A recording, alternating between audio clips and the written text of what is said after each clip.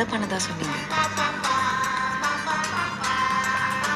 ஒரு பொண்ணாச்சு, அவளோட point of view தெரிஞ்சுக்கலான்னு அவகிட்ட போய் சொல்றேன்.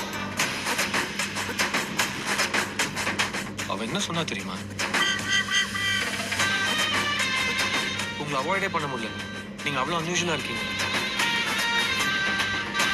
நைட் ஷோலாம் நான் போனதே இல்லை. தூக்கம் வந்துச்சுன்னா என்ன பண்றது? தூங்கிடு. அப்ப எதுக்கு நைட் ஷோக்கு வரணும்? நான் டெல்லியில கால்ல விடணும், சென்னையில ஏன் கால்ல விடணும்?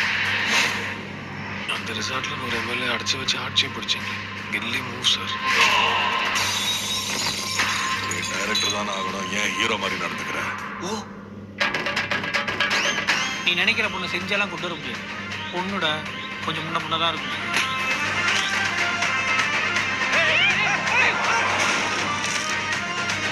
அந்த பொண்ணை மறக்க முடியாது. எனக்கு அந்த பொண்ணு தான் பிடிச்சிருக்கு.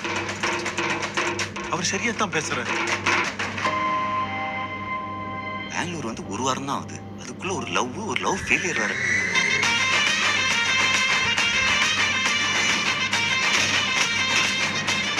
உன்னை பார்த்து சொல்லி தானே விட்டுட்டு போனேன்.